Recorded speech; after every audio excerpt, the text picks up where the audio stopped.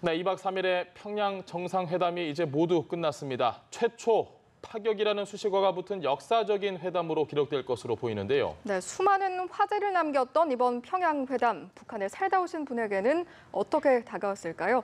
탈북민 해외 1호 박사시죠. 최경희 샌드연구소 대표 모셨습니다. 어서 오세요. 예, 안녕하십니까. 안녕하십니까, 최 대표님. 저희가 할 이야기가 너무 많은데 일단 첫 질문은 대부분 다 이런 질문을 했을 것 같습니다. 가장 인상적인 장면이 어떤 부분이었느냐, 그 부분 좀 짧게 부탁드립니다. 저에게 있어서 가장 인상적인 장면은 사실 연설 부분이었습니다. 문재인 대통령이. 빛나는 조국이라는 집단체조 참석자들 앞에서 예. 연설하시는 그 모습과 그리고 그걸 어떻게 북한 주민들이 받아들였을까 하는 굉장히 이제 궁금하기도 하고요. 예. 가장 인상적인 장면이었다고 생각합니다. 그 말씀을 하시니까 갑자기 네. 이 생각이 드네요. 문재인 대통령이 사실 북한 입장에서는 네. 남측 대통령이지 않습니까? 그러니까 북한 주민들은 남측 대통령을 평소에 어떻게 좀 생각을 하고 있을까? 박수 소리를 보면 거의 엄청 좋아하는 것 같던데 실제로는 어떤지 좀 궁금하더라고요. 실제로 본질적으로는 남측 대통령에 대한 굉장히 친근감이 있을 수 없는 예. 구조입니다. 그리고 왜냐하면 통일을 해야 되는 상대가 남측이고 예. 그 남측을 이제 해방 지역이나 그런 대상으로 생각하기 때문에 굉장히 적의 대통령이라는 그런 이미지가 강하게 있고 특히 이제 김대중 대통령께서 북한을 방문하셨을 때 예. 그때는 굉장히 이제 직접 고령임에도 불구하고 직접 오셔서 김정일 위원장을 만났다. 그러면서 굉장히 이제 통일 붐이 일었습니다. 근데 그때도 이제 북한 주민들은 그냥 만나고 친구들과 앉아서 앉을 기회만 있으면은 굉장히 바로 통일이 될 것이라고 예. 많이 기대했었거든요. 예. 근데 한편으로는 굉장히 경계하는 이런 학습 모임도 가졌고요. 그 후에 굉장히 그런 부분에서 이제 수습하는 이런 사상 교육이 확실하게 조직적 사상 교육이 좀 있었습니다. 알겠습니다. 이번에 연설을 한 뒤에도 한 주민의 어떤 인터뷰를 보면 고통일이 될 것 같다 이런 언급을 한 주민도 있었는데 네. 학습 효과라고 하긴 좀 그렇지만 그 전에 또 그런 일이 있고 또 상당 기간 교착 상태에 있었던 적이 있기 때문에 이번엔 좀 어떻게 받아들일까요? 연설 내용이라든지. 그렇죠. 세대가 우선은 많이 바뀌었고 그리고 또 북한 주민들이 어떤 속성을 보면은 감성적인 부분이 굉장히 발달돼 있는 이런 교육을 받아왔고 특히 이제 좀 이런 남한의 대통령께서 직접 북한 주민들 앞에서 연설을 했다는 부분은 너무 이제 북한 주민들도 좀 충격적인 자극 이렇게 굉장히 문화적 충격을 받았을 것이라고 생각이 됩니다. 특히 어떤 부분에서 이제 제가 그런 생각을 했냐면요. 예. 물론 이제 북한 준비하는 준비 단계에서 이제 대통령께서 연설하시는 시기에 어떤 부분에서 박수치라는 이런 준비를 했을 것이라고 그렇겠죠. 저는 생각을 하는데요. 예. 그럼에도 불구하고 7분의 연설 중에 12번을 박수를 예. 쳤어요. 근데 사실 2016년에 개최되었던 7차 당대회에서 김정은이 연설에서 12번을 박수 쳤거든요. 그 장황하고 긴 연설문 속에서 12번을 박수 친 것에 비하면 굉장히 짧은 시간에 즉흥적으로 이렇게 감성이 폭발되었다. 이렇게 그런 부분을 연출하고 싶었던 것 같습니다. 그 속에 있던 주민들 역시 통일 분위기에 휩싸일 수 있는 조건이 충분히 되었던 것 같습니다. 대표님께서는 2000년 6월에는 어디 계셨습니까? 북한에 있었습니다. 그때 김대중 대통령이 그러면 왔을 때 그 당시 분위기와 예. 지금 분위기를 물론 지금은 이제 저희가 북한에서 직접 느낄 수는 없지만 좀 많이 차이가 있는가요?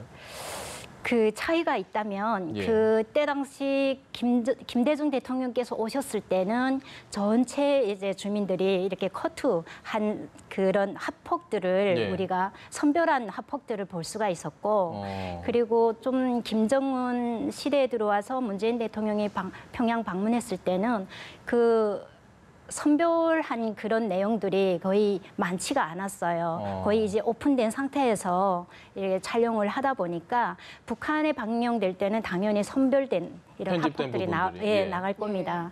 그러나 그리고 또 이제 그 더 대통령의 이제 소탈함 그런 부분들이 방영됐다는 점, 그런 점들은 이제 북한 지방에 있는 전국의 방방곡곡에 있는 그러니까요. 이런 주민들에게 비춰졌을 가능성이 있거든요. 예. 그러면 굉장히 좀 그 통제 속에서 생활하는 정말 피곤함을 느꼈던 이 그 북한 주민들이 두 명의 지도자를 좀 비교해 보면서 좀 생각할 여지가 있었지 않았을까 이런 생각도 해봅니다. 저는 제일 놀랐던 부분이 문재인 대통령이 이렇게 우리식으로는 폴더 인사라고 하죠. 허리를 네. 굽혀서 북한 주민들에게 인사를 자주 했는데 네. 그게 그대로 방영이 됐단 말이에요. 북한 TV에서도. 이걸 보는 북한 주민들은 어떤 생각을 할까? 그 부분이 뭐 저희가 지금 북한 주민을 모실 수는 없으니까 네네. 어떤 생각을 할지 좀 유추를 해볼 수 있을까요? 그 유추를 해보려면 우선 북한 주민들이 잠재돼 있던 남한에 대한 인식, 예. 그 속에는 이제 남한의 드라마도 많이 보면서 또 발전된 상황에 대한 김정은 위원장도 얘기했습니다마는 그 남한의 발전 상황에 대한 공통적인 인식이 잠재되어 있습니다. 네. 이런 상황에서 대통령께서 오셔서 이제 90도 허리를 굽혀서 인사를 하고 그리고 그 수행하고 있는 또 이렇게 그 접대하고 있는 인사들한테까지도 다 악수를 일일이 하고 예. 그 한중 인파에 굉장히 친밀하게 다가서는 이런 모습들을 좀 경험했을 때 예. 그리고 또 이제 TV를 통해서 봤을 때 좀 그 자체가 문화적 충격이 아닐까 놀라울 싶습니다. 정도인 거죠, 예. 이 정도는. 알겠습니다. 일단 뭐 문재인 대통령의 그런 허리 숙여 인사하는 모습을 보내기도 했지만 네. 또 뭐 정상회담의 일정도 그렇고요. 뭐 평양의 어떤 일상적인 모습들을 엿볼 수 있는 생중계를 허용했다는 것 자체가 북한이 좀 이전과는 좀 달라진 모습, 꽤나 달라진 모습을 저희가 이제 피부로 느낄 수 있는 부분이 아닌가 싶습니다. 네, 굉장히 그 북한이 보여주고 싶어하는 그 의지를 엿볼 수 있는 대목이라고 생각됩니다. 예. 그동안 그 남북 관계가 경직돼 있으면서 굉장히 많은 건설들을 또 해왔습니다. 그리고 건설을 하면서 북한은 자기 국가의 시간표에 맞게 이렇게 차분하게 단계별로 건설을 해왔는데 예. 사실 예를 들면 그 여명거리를 통과할 때 예. 굉장히 궁금했습니다마는 여명거리 카프레이드 할 때 말씀이신 그렇죠. 거죠? 예. 근데 여명거리는 사실 그 핵 전략에 맞추어서 아. 그 핵 개발 전략에 맞춘 그런 건축미학을 적용했습니다. 예를 들면 이제 원통형으로 되었던 예. 이런 아파트 두 개가 있지 않습니까? 그래서 거기에는 이제 지붕을 대각선으로 자르고 거기에 동그란 이런 그 핵탄두 모형의 그 장식을 했는데요. 그것을 이제 북한의 이제 내부에서는 화성 14형과 그리고 화성 큰 거는 화성 15형이다. 예. 아이러니하게도 사실 2017년 11월 29일에 그 화성 15형을 발사하고 마무리 지었는데요. 예. 그 여명거리는 사실 2017년 4월에 준공식을 했습니다. 예. 그래서 이렇게 아이러니한 그런 사례들을 보면은 자신의 시간표를 짜서 단계별로 이렇게 건축해왔던 이러한 이제 화려한 그런 여명거리를 보여주고 싶고 또 그리고 이제 그동안 삼지연 예. 공항도 굉장히 이렇게 예. 자랑하고 싶었던 것 같습니다. 그 여명거리를 보면은 그 대동강 너머로 고층 빌딩들 그 네. 스카이라인이 이렇게 쫙 보이던데 예. 사실은 뭐 평양이 뭐 다른 지역에 비해서 좀 발전돼 있긴 하지만 쉽게 볼 수 있는 장면은 아니었던 것 같거든요. 네. 그런 곳에서 거주하게 되는 인물들은 보통 어떤 인물들인가요? 지금 그 북한의 공식 매체에 의하면 예. 거주하는 인물들은 이제 김일성 종합대학의 과학자들 그리고 교직원들입니다.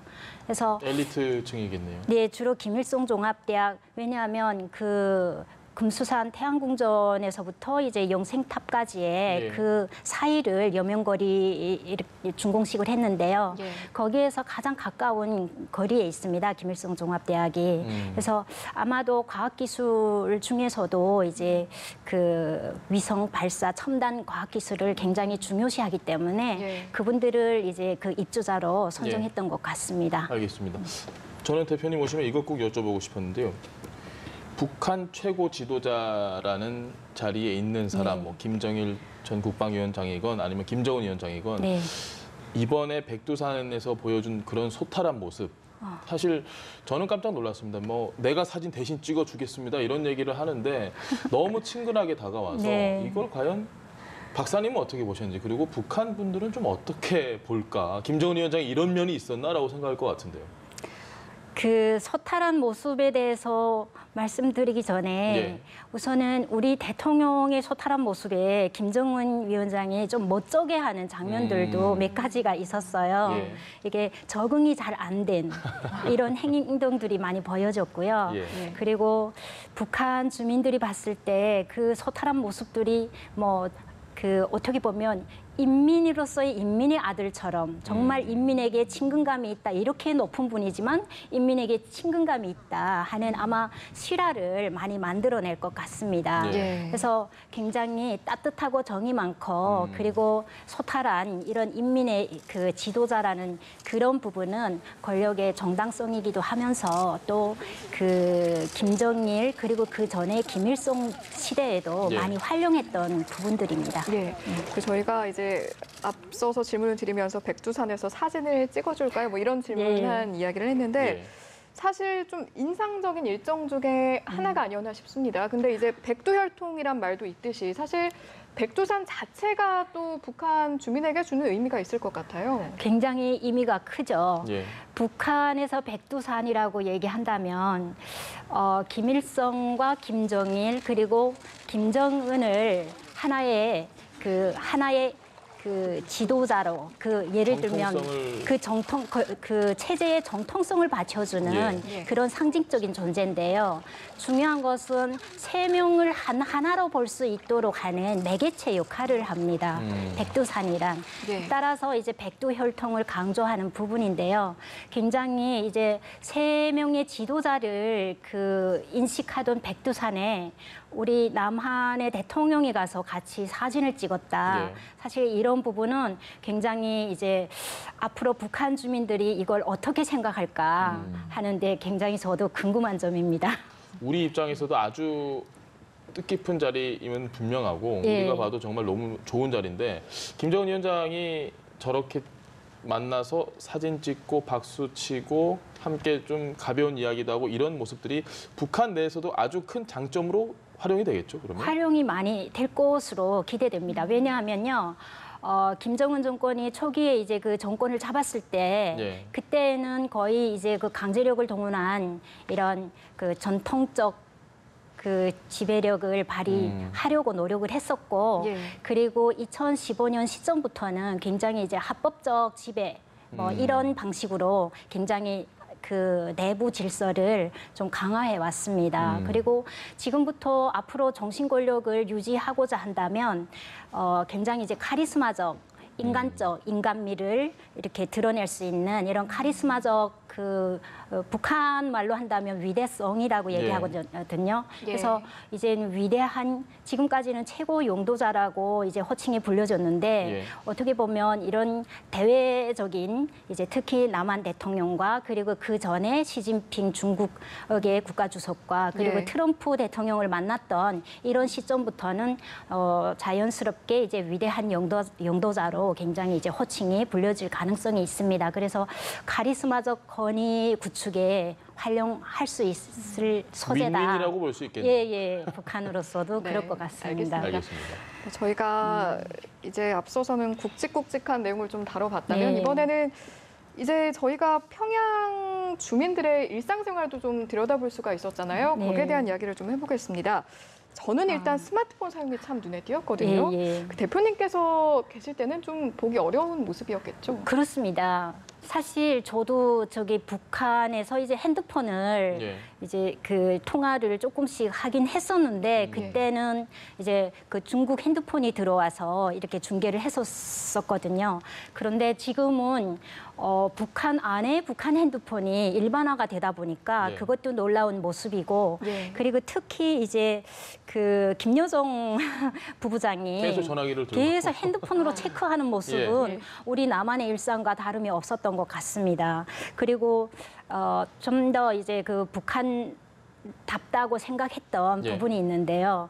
그 일상화된 이런 핸드폰이지만 사실상 그 집단 체조 관람하고 있는 관객이라든가 예. 그리고 공연 관객이라든가 행사에 참여하신 분들은 일절 핸드폰을 사용하지 않았다는 점이 눈에 띄었습니다. 반납하고 들어갔나 보네요. 아마도 그 구체적인 내용은 제가 알 수 없습니다만은 예. 지난번에 이제 우리 그 예술단이 예. 북한에 갔을 때도 역시 마찬가지였거든요. 그래서 이런 부분에 대해서도 굉장히 저는 좀 특징적이다 하고 봤습니다. 카프레이드 할 때 예. 그 한 10만 명 정도가 모였다고 합니다. 거기 모여서 이렇게 일렬로 쭉 뭐 10만 명이 넘을 수도 있고요. 근데 그렇게 많은 한복을 형형색색 마치 맞춘 듯이 같은 색깔이 연속적으로 있는 걸 거의 못 봤거든요. 지금 색깔 다 다르고 이런 모습을 보면 과거랑 이거 뭐 크게 달라진 부분 같지는 않다라는 생각도 들었는데 네. 대표님은 어떻게 좀 보셨습니까? 그렇습니다. 저도 별로 이제 그 냉전 시기에 사실 그 공산권 수장들이 많이 그 예. 북한을 방문했지 않습니까? 예. 근데 그런 시기와도 이제 별 다름이 없는 것으로 기본적으로 보여지는데 예. 색상이 굉장히 화려해졌습니다. 예쁘더라고요. 그리고 세련된 색상을 많이 띠고 있고요. 그리고 우리가 이제 보면은 기본적으로 여성 숫자가 거의 80%를 넘어가는 것 같습니다. 그래서 이 부분은 북한의 여성 동맹이라는 이런 조직이 이렇게 동원돼서 주로 이 행사를 보장하고 있다.